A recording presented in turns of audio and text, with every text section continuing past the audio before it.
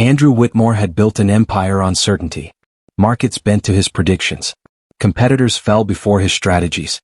Control was his religion, preparation his prayer. But those same instincts that made him billions had driven him to do something he told no one about. Hidden throughout his mansion were cameras, dozens of them, silent and invisible, watching every corner, every hallway, every room where his paralyzed twin daughters spent their days. He didn't install them to protect his wealth. He installed them to protect Clara and Sophie. Because 3 years after a drunk driver shattered their spines and his faith in the world, Andrew had learned a brutal truth. Money could buy the best care, but it couldn't buy a caretaker's patience when no one was watching.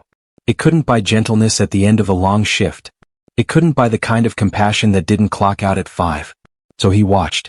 Or rather, he had watched until the footage became too painful to bear. Until seeing his daughter's daily suffering through a lens felt like reliving the accident in slow motion. When his last living caretaker quit without warning, citing burnout, Andrew hired a replacement quickly, barely glancing at her plain resume. Her name was Marianne Hale. During the interview, she didn't admire the house or flatter his success. She asked only one question. Do the girls like stories? Andrew almost dismissed it as irrelevant. He hired her anyway. And for the first week, nothing remarkable happened. Marianne followed schedules. Meals were prepared. Medications logged. Andrew barely noticed her presence. Then he noticed his daughters. Clara began lingering in shared spaces instead of retreating to her bedroom. Sophie, usually withdrawn and sharp-tongued, started humming softly under her breath. One evening, Andrew heard something he hadn't heard in 3 years. Laughter. Real, unguarded, unmistakable. That night, restless and unable to sleep, Andrew opened the camera feeds for the first time in months. What he saw made his breath stop. Marianne sat on the floor between the twins' wheelchairs, not instructing, not correcting, just present. She had scattered old photographs across the rug, pictures of Clara and Sophie running barefoot through grass, racing bicycles, covered in mud and smiles. Andrew's chest tightened. I want you to tell me what you remember, Marianne said softly. Sophie spoke first. Then Clara. Slowly, haltingly, they shared memories Andrew thought they'd buried forever. Marianne didn't rush them. She listened as if nothing else in the world mattered. Over the following days, Andrew watched more. He saw Marianne push the girls onto the terrace during a rainstorm, holding their hands beneath the drizzle, narrating the sensation, the temperature, the sound, the smell of wet stone. Movement isn't only legs, she said. It's experience. This wasn't therapy. This wasn't protocol. This was something else entirely. Then came the night that shattered everything Andrew thought he knew about protection. But to understand why that moment broke him, you need to know how Andrew Whitmore became a man who believed love could be engineered, and how 2 little girls holding hands taught him that some things can't be controlled, only trusted. If you're watching this video, give it a like, subscribe to the channel, and tell me in the comments where you're watching from. Now let's get to the story. It started on a night 3 years earlier, when certainty died on a crosswalk, and Andrew's world split into before and after. The accident happened on a Tuesday in October 2022. Andrew remembered because Tuesdays were ballet days, and Clara had been complaining all morning about her leotard being too tight. Sophie had defended her sister fiercely, insisting their instructor was too strict anyway. They'd been holding hands when they stepped into the crosswalk, still arguing, still so brilliantly, impossibly alive. The drunk driver ran the red light at 50 miles per hour. He never touched his brakes. Andrew had been 3 blocks away, leaving a client dinner early because Sophie had texted him a photo of the sunset with the caption, "You're missing the good stuff, Dad." He arrived at the hospital to find both his daughters in surgery, their small bodies broken in identical places, as if fate had decided that whatever happened to one must happen to both. The doctors used words like complete spinal cord injury, and permanent paralysis, and quality of life considerations. Andrew heard none of it. He heard only the monitor beeps, the ventilator hiss, the terrible silence where his daughter's laughter used to be. They survived. But the girls who came home were not the ones who'd left that morning. In the months that followed, Andrew transformed the mansion with mechanical precision. Architects arrived. Contractors worked around the clock. Doorways widened. Floors leveled. Bathrooms gutted and rebuilt. He hired a rotating staff of specialists, nurses, therapists, psychologists, each one promising progress, offering hope, delivering routines. But Andrew noticed things. A nurse who scrolled her phone during exercises. A therapist who shortened sessions when she thought no one was timing. A maid who spoke to the girls in that sing-songy voice people use with children they consider damaged. None of them were cruel. But none of them saw Clara and Sophie, only their condition. The cameras went up on a Sunday. Andrew told himself it was temporary. Just until he could trust again. Just until he felt in control. He watched obsessively at first. Then less. Then barely at all, because watching meant seeing his daughter's pain in high definition, and some things Andrew learned hurt more clearly than others. When Mrs. Patterson, the last living caretaker, quit 3 weeks ago, Andrew wasn't surprised. She'd lasted longer than most. 6 months of patient smiles and competent care before the cracks showed. Before her movements became mechanical. Before she started looking at Clara and Sophie the way people look at obligations they're tired of fulfilling. Andrew posted the position on a Friday. By Monday he'd received 42 applications. He interviewed 7 candidates. 6 of them came with impressive credentials, glowing references, years of specialized training. They spoke about therapeutic protocols and developmental milestones and evidence-based interventions. Marianne Hale's resume was a single page.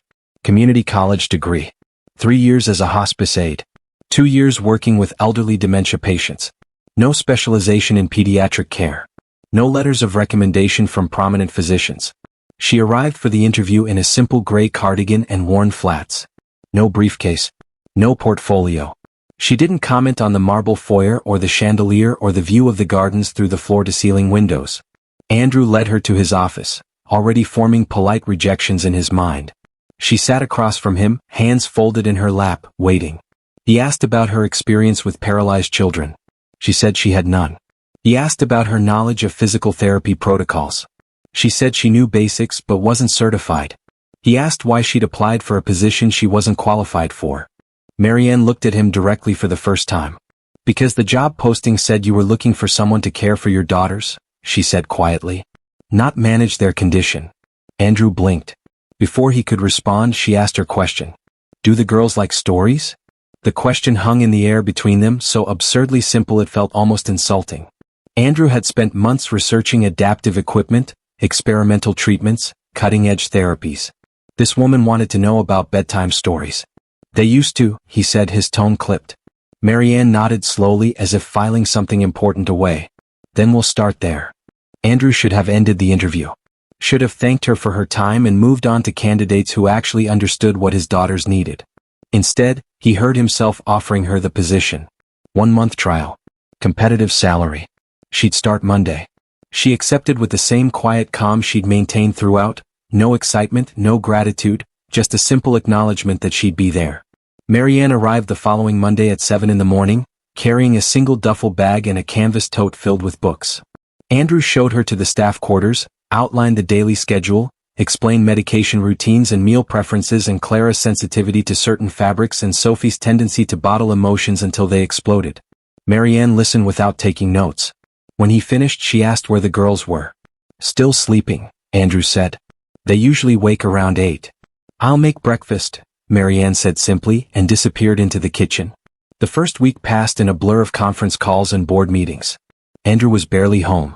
When he moved through the house like a ghost, present but not participating. He noticed Marianne the way you notice wallpaper, they're functional, unremarkable. The house ran smoothly. Meals appeared on time. Medications were logged correctly. The girls' schedules were maintained with quiet efficiency. Marianne didn't ask questions. Didn't request guidance. Didn't seek approval.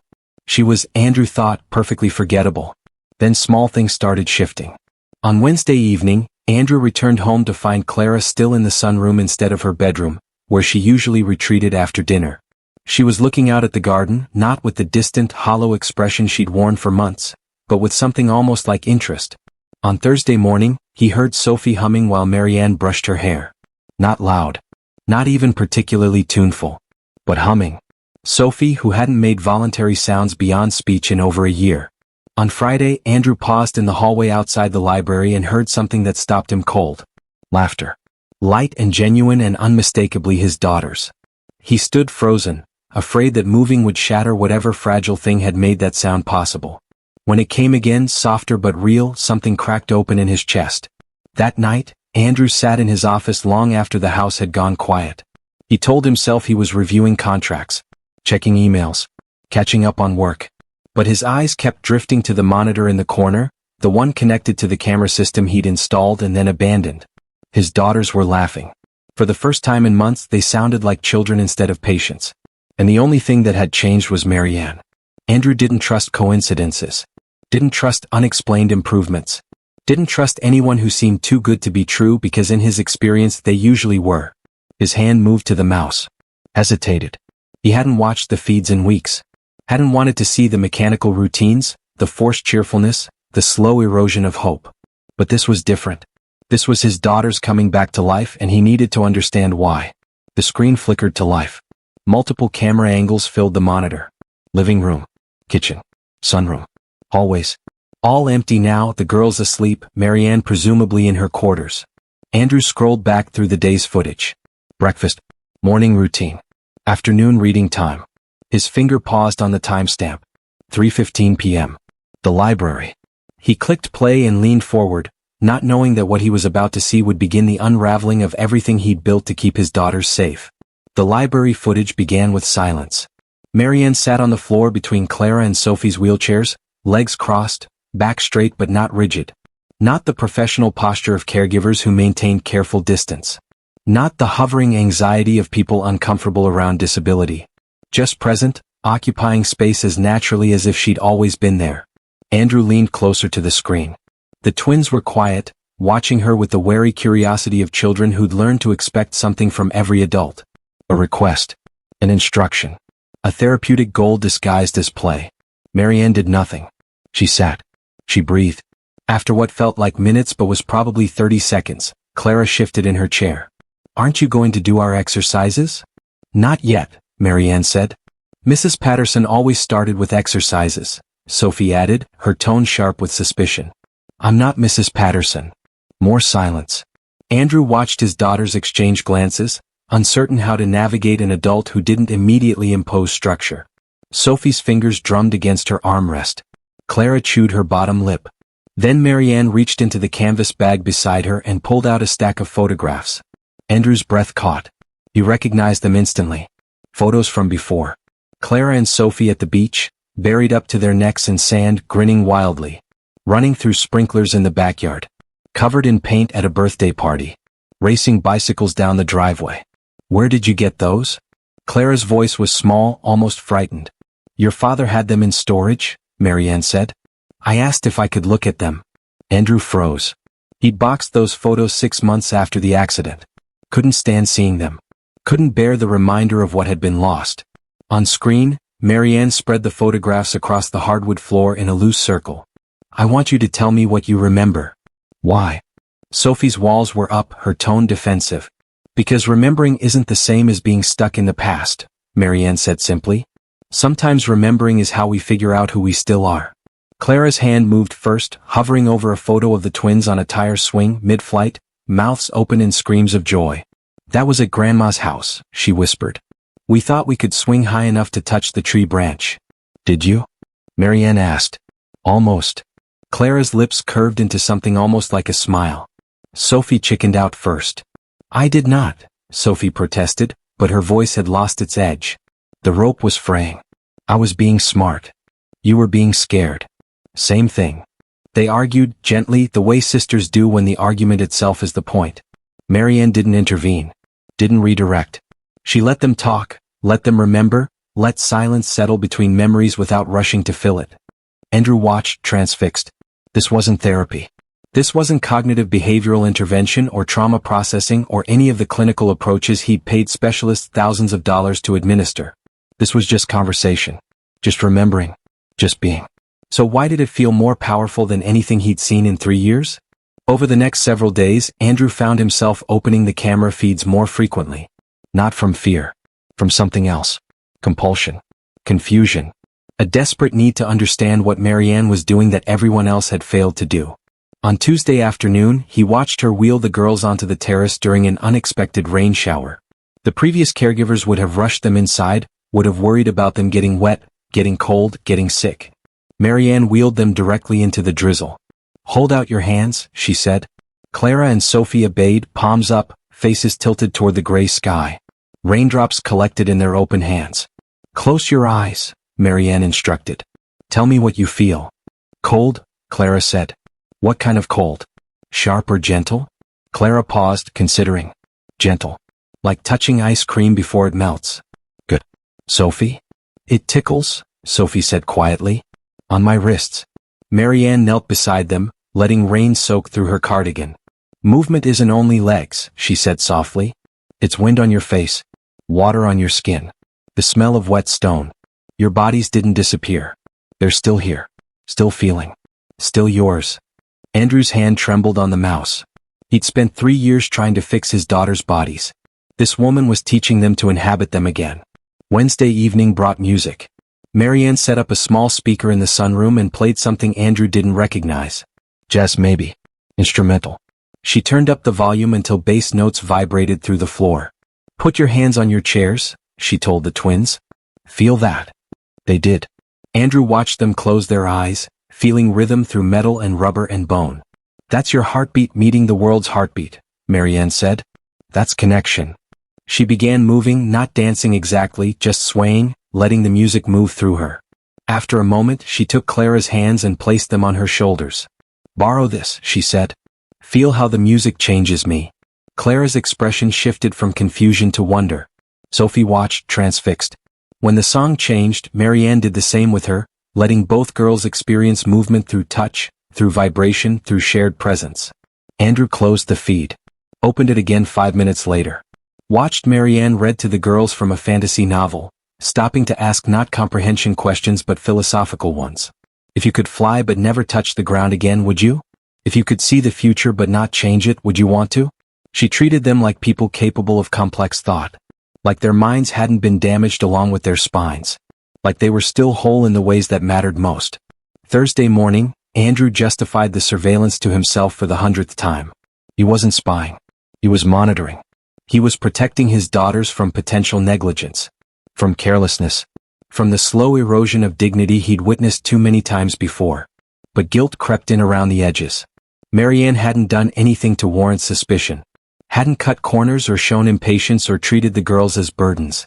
Everything he saw was kind, gentle, thoughtful. And yet he kept watching. He told himself it was because he needed to understand her methods. Needed to document what was working so he could ensure it continued if she left. Needed to protect the fragile progress his daughters were making. Deep down he knew the truth. He was watching because he didn't know how to participate. Didn't know how to sit on floors and share photographs and let silence breathe. Didn't know how to connect without controlling. The screen had become safer than the room. Observation safer than engagement. Friday afternoon, Andrew was in back-to-back calls when his assistant messaged that the girls were asking for him. He replied that he'd be home for dinner. 3 hours later, buried in quarterly reports, he forgot entirely. By the time he emerged from his office at 8 p.m., the house was quiet. He'd missed dinner. Missed whatever the girls had wanted to tell him. Missed another evening of their lives. He opened the feeds. The living room camera showed Marianne sitting with the twins after dinner. They were supposed to be doing evening stretches. Instead, Sophie's face was flushed, her fists clenched against her armrests, her whole body rigid with an emotion Andrew recognized instantly. Rage. I hate this chair, Sophie said, voice shaking. I hate being stuck. I hate that people look at us like we're broken. Clara turned away, tears streaking her face silently. Andrew stood, his chair scraping against hardwood. He should go downstairs. Should comfort them. Should do something. But he stopped, hand on the doorframe, because Marianne was speaking. And something told him that what happened next would either save his daughters or show him just how wrong he'd been about everything. He returned to his desk. To the screen. To watching instead of being watched. And he pressed play. Sophie's voice cracked like glass breaking. I hate that Dad looks at us like we're projects he can't finish. Andrew's hand slammed against the desk. The monitor trembled. His breath came in short, painful bursts. On screen, Clara turned fully away now, shoulders shaking with silent sobs. Sophie's face contorted with 3 years of compressed fury finally finding release. I hate that people whisper, Sophie continued, words tumbling faster. I hate that they use that voice, that awful soft voice, like we're dying. I hate that Mrs. Patterson counted minutes until she could leave. I hate that every single person who's supposed to care about us is really just waiting for their shift to end. Sophie, Clara whispered. No. Sophie's hands beat against her armrests. I'm so tired of being brave. I'm so tired of smiling when therapists tell us we're making progress. Progress toward what? We're never walking again, Clara. Never. Running. Dancing. None of it. And everyone pretends that if we just try hard enough, if we just stay positive enough, somehow it'll hurt less. But it doesn't. It doesn't. Andrew watched his daughter disintegrate. Every carefully maintained wall crumbling. Every forced smile stripped away. Raw grief spilling out like blood from a reopened wound. He stood. His legs barely held him. He had to go to her. Had to stop this. Had to do something, anything, to make it stop hurting. But Marianne's voice cut through the screen, quiet and steady. You're right. Andrew froze. On screen, Marianne moved closer to Sophie, not touching, just present. You're absolutely right, she said again. It doesn't hurt less. It won't hurt less. And anyone who tells you otherwise is lying. Sophie's breath hitched. Clara slowly turned back, eyes wide. People want you to be inspirational, Marianne continued, her voice carrying a weight Andrew hadn't heard before. They want your suffering to mean something. To teach them something. To make them feel better about their own lives. They want you to smile and be brave and grateful because it makes them comfortable. It lets them believe that if something terrible happened to them, they'd handle it gracefully too. She knelt down. I level with both girls now. But you don't owe them grace. You don't owe them bravery. You don't owe them anything except the truth of how you feel. And the truth is this hurts. This is unfair. This is a loss that doesn't get fixed with positive thinking or hard work or time.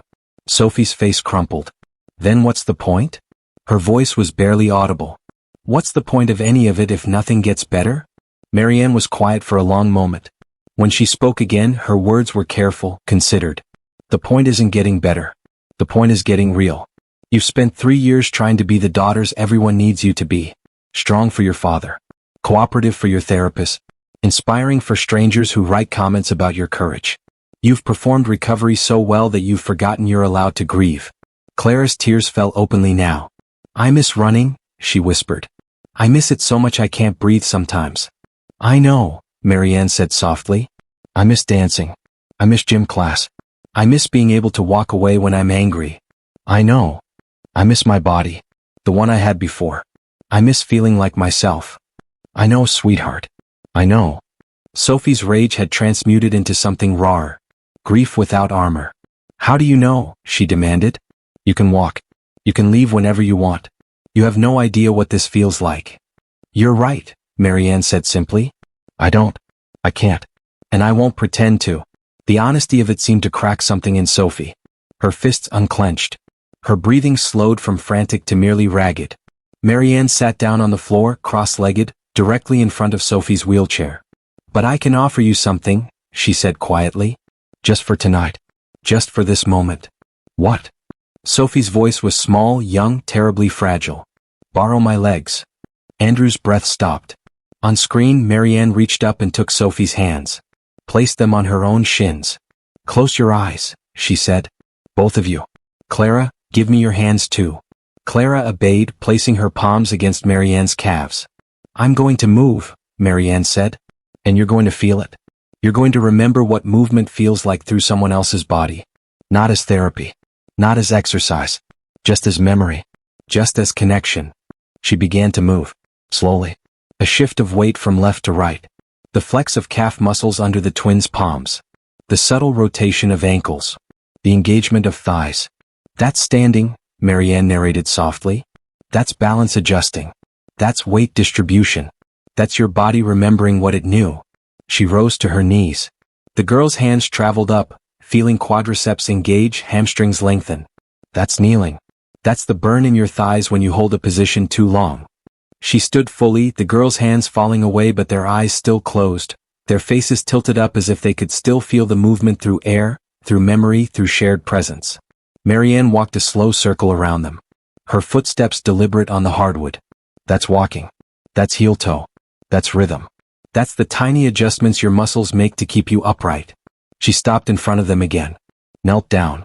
Took their hands and placed them against her chest. That's breathing after movement. That's your heart rate increasing. That's being alive in a body that moves and changes and responds. Sophie's face was wet with tears, but her expression had shifted. Not happy. Not healed. But present. Connected. Real. Now, Marianne said gently, tell me what you felt. Strong, Clara whispered. I felt strong. I felt. Sophie searched for words. Like I remembered. Like my body remembered even though it can't anymore. Like the memory lives somewhere deeper than my spine. It does, Marianne said. Your body is more than what it can do. It's what it's felt, what it's known, what it remembers, and no one can take that from you. She stayed there, kneeling between them as their breathing gradually steadied, as tears dried, as the storm of emotion receded into something quieter but no less true. I'm still angry, Sophie said finally. Good, Marianne replied. You should be. I'm still sad. I know. I still hate this. You're allowed to. Andrew's vision blurred. His chest felt crushed. 3 years. 3 years of specialists and equipment and therapies and protocols. 3 years of trying to fix the problem, solve the equation, engineer a solution. And in 15 minutes, this woman had done what he'd never managed. She'd seen his daughters. Not their condition. Not their limitations. Not their potential for improvement. Just them. Their pain. Their rage. Their grief. Their wholeness within brokenness. He'd protected their bodies. Fed them. Housed them. Medicated them. Exercised them. Monitored them. But their souls had been starving, and he'd never noticed because he'd been too busy watching screens instead of looking them in the eye. Andrew closed the laptop with shaking hands. The office felt suffocating. The walls too close. The air too thin. He'd built this house into a fortress. State-of-the-art accessibility. Top medical equipment. The finest care money could buy. He'd turned their home into a hospital, their lives into a series of measurable outcomes, their existence into data points on a recovery chart that would never show complete. And he'd hidden behind cameras because watching felt like protecting, when really it was just another way of leaving. The girls had asked for him this afternoon. Had wanted to tell him something. Had reached out across the distance he'd created and he'd chosen a conference call instead. His daughters were downstairs. Marianne was with them.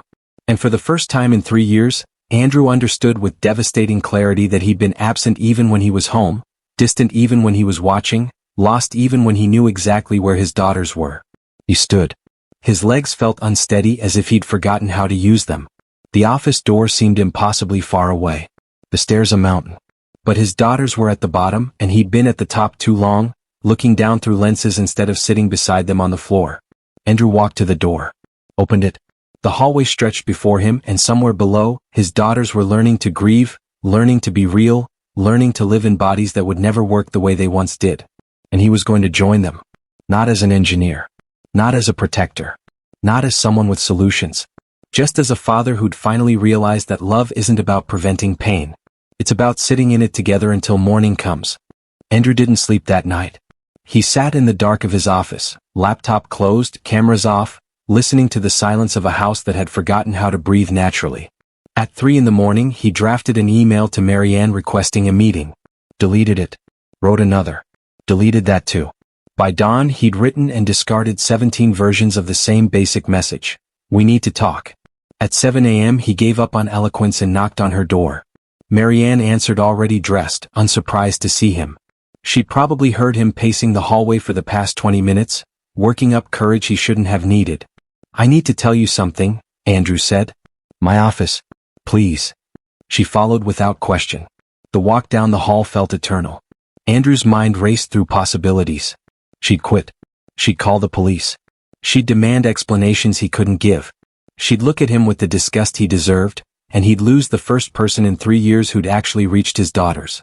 In his office, Marianne sat in the same chair she'd occupied during her interview. Same calm posture. Same patient waiting. Andrew remained standing because sitting felt like pretending they were equals, and what he was about to confess proved they weren't. I've been watching you, he said. Marianne's expression didn't change. Through cameras, Andrew continued, the words coming faster now, desperate to get them out. Throughout the house. I installed them after the accident. Told myself it was for the girls' safety. For monitoring caregivers. For emergency response. But his voice cracked. I've been watching you. Every day. Multiple times. Your sessions with Clara and Sophie. Your conversations. Your methods. Everything. The silence stretched. Andrew forced himself to meet her eyes, to witness his shame reflected back. Marianne tilted her head slightly. I know. Andrew blinked. What? I know about the cameras, Andrew. I found them the first day. The floor seemed to tilt beneath him. You knew? This whole time. Motion sensors in corners. Tiny lens reflections. Subtle angles in room layouts. Marianne's voice held no accusation. I've worked in enough institutional settings to recognize surveillance infrastructure. Your system is more expensive, but the principle is the same. Andrew sank into his chair, legs suddenly unable to support him. Then why didn't you say anything? Why didn't you quit? Why didn't you? Because I understood why they were there, Marianne said simply. You weren't watching me. You were watching them. Trying to protect them from a world that had already hurt them in ways you couldn't prevent. The cameras weren't about control. They were about terror. Something broke in Andrew's chest. Not painfully. More like ice thawing. I told myself it was temporary, he whispered. Just until I could trust again. But then I kept watching because I didn't know how to stop. Didn't know how to be present without feeling like I was failing. Didn't know how to help them when every specialist I hired couldn't. And then you came and you did things I didn't understand, things that weren't in any manual or protocol, and I watched because I needed to know how you were reaching them when I couldn't. And? Marianne asked. What did you see? Andrew's hands trembled. I saw my daughters. Really saw them. For the first time since the accident. Not their injuries. Not their limitations. Not their progress charts or therapy goals. Just them. Their pain. Their strength. Their wholeness. He looked up at her, vision blurred. Last night when Sophie broke down, I almost came downstairs. Almost stopped it because I couldn't stand watching her hurt. But you, his voice caught. You didn't try to fix it. You didn't minimize it. You didn't tell her it would get better or that she needed to stay positive. You just saw her. Validated her. Let her be real. Marianne waited, letting him find his way through the words. I've spent 3 years trying to engineer solutions, Andrew continued. Adaptive equipment. Experimental treatments. The best specialists money could buy. I built this entire house around their limitations. But I never asked what they actually needed. Never sat on the floor with them. Never let them grieve. Never stopped trying to fix long enough to just be with them. You were doing what you knew how to do, Marianne said gently. You're an engineer. You solve problems. But grief isn't a problem. Disability isn't a problem. They're realities. And realities don't need solutions. They need acknowledgement. Andrew pulled open his desk drawer with shaking hands. Inside was a checkbook, contracts his lawyers had drafted, stock options, benefit packages. He'd prepared for this conversation all night, in the spaces between failed emails. Prepared to offer whatever it took to keep her. I want you to stay, he said. Permanently. I'll double your salary. Triple it. I'll give you equity in the company. Full benefits. Whatever you need. Name it and it's yours.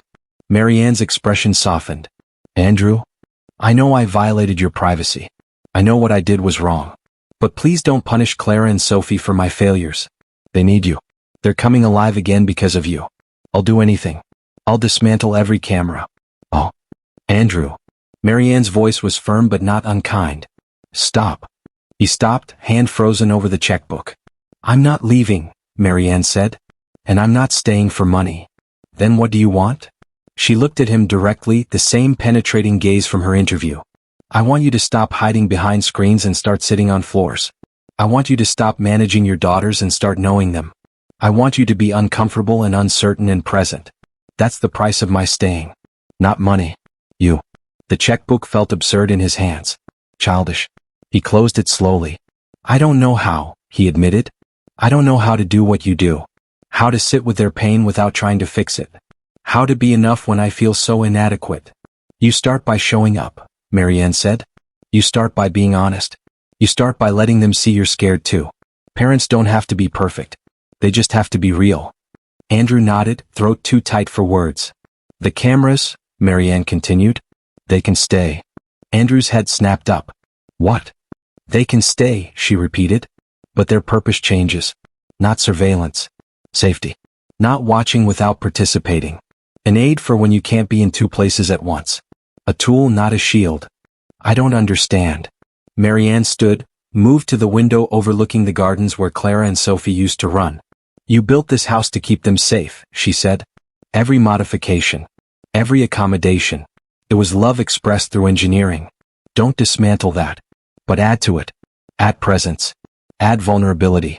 Add the messy, imperfect reality of being a father who's terrified and doesn't have answers but shows up anyway. She turned back to face him. The cameras aren't the problem, Andrew. Distance is. You can have all the surveillance equipment in the world as long as you're also willing to sit close enough that it doesn't matter. Andrew felt something shift in his chest. Not resolution. Not healing. Just the smallest movement toward possibility.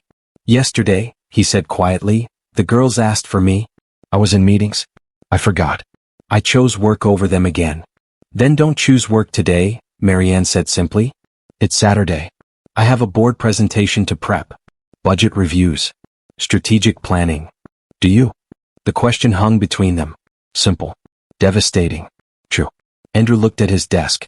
At the laptop where he'd watched his daughters from a distance.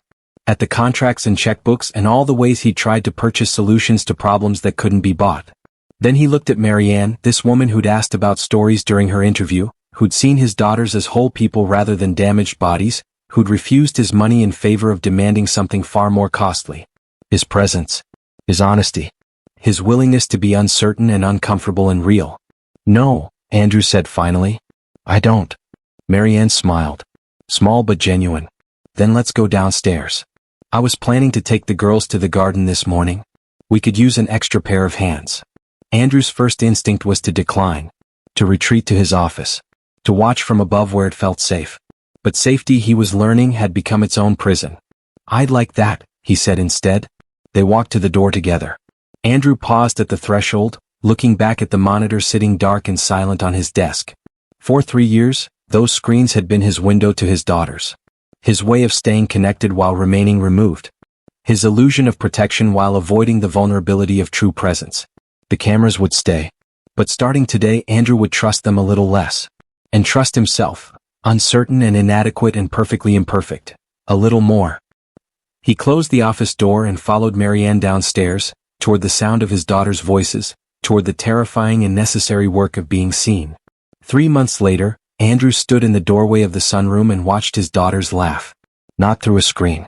Not from the safety of his office upstairs. Just standing there, present, as Sophie made an exaggerated face and Clara dissolved into giggles that echoed off the glass walls.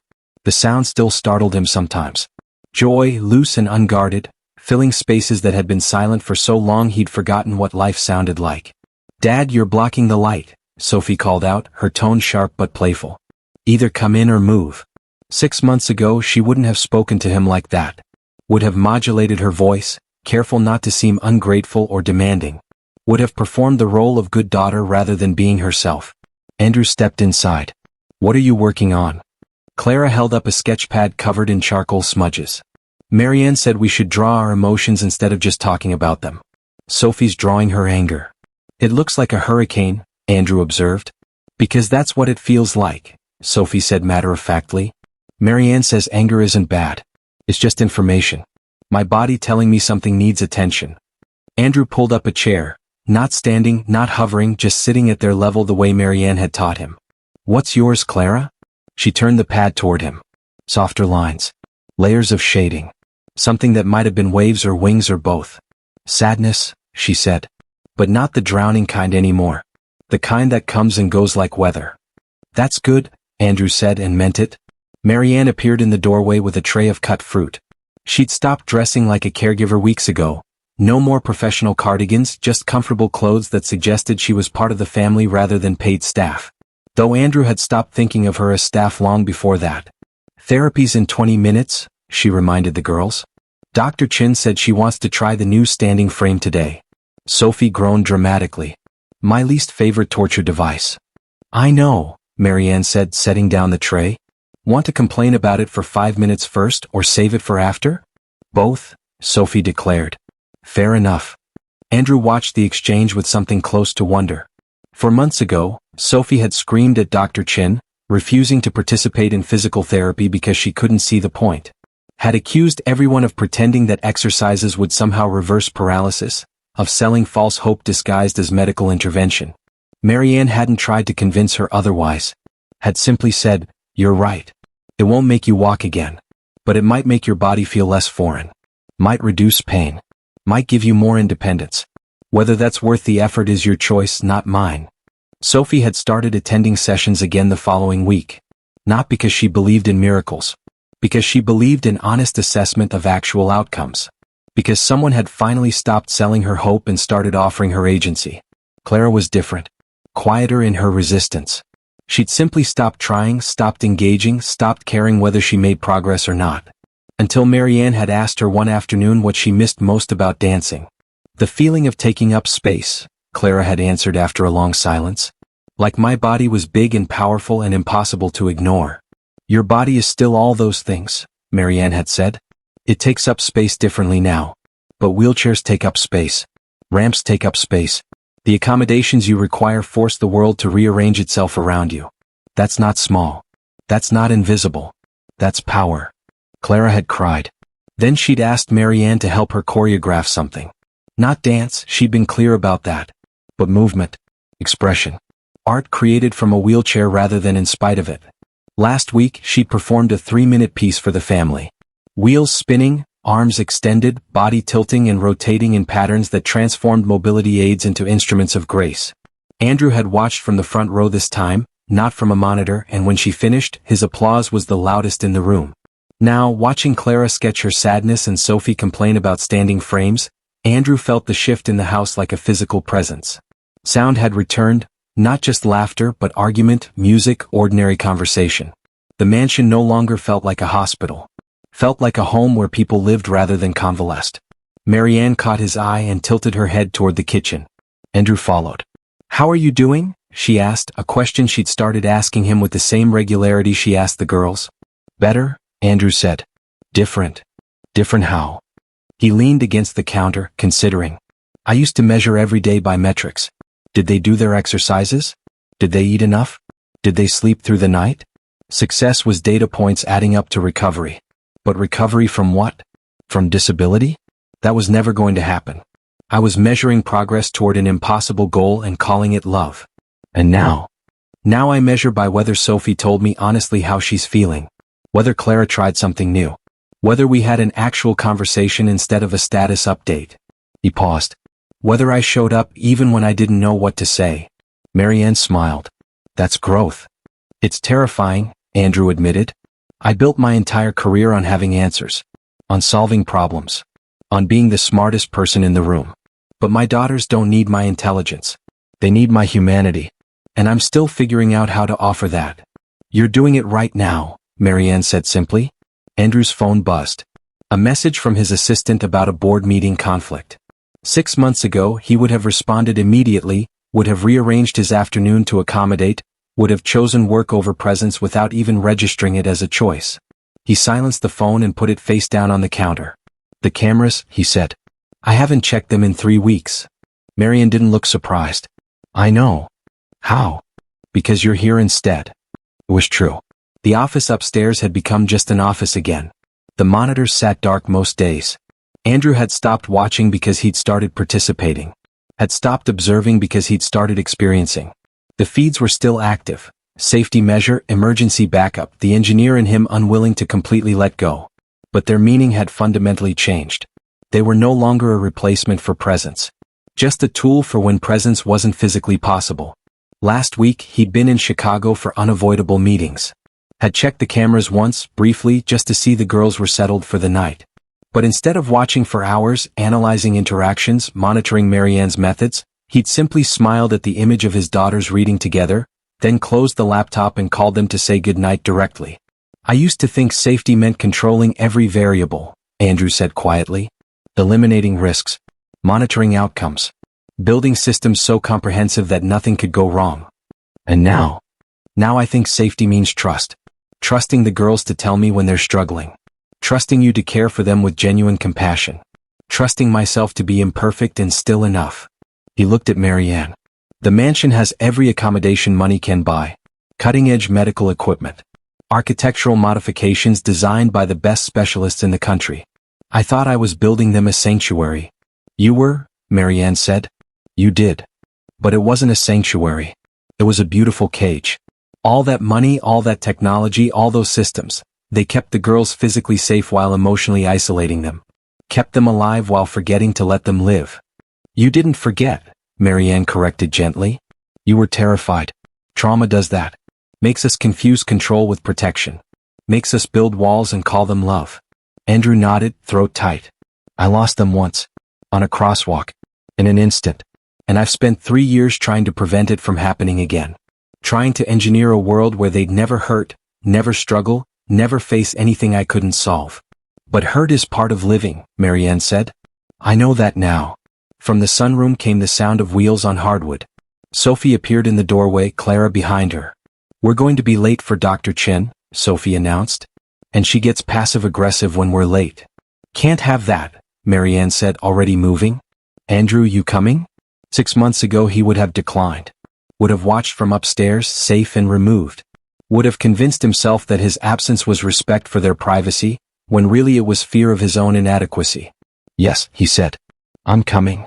They moved as a unit through the house, Marianne pushing Clara, Sophie propelling herself, Andrew walking beside them. The physical therapy room was Andrew's least favorite space. Too clinical. Too many mirrors. Too many reminders of what his daughters had lost. But today, when Clara caught his eye in the mirror and smiled, Andrew saw something different. Not loss. Not limitation. Just his daughter, whole and real and beautifully herself, living in a body that worked differently but worked nonetheless. Dr. Chin set up the standing frame, a device that held the girls upright, mimicking the position their legs could no longer maintain alone. It was uncomfortable. Sometimes painful. Always exhausting. Sophie gritted her teeth as the supports locked into place. Clara gripped the handles, breathing through discomfort. You're doing great, Dr. Chin encouraged. We're standing still, Sophie muttered. Literally anyone could do this.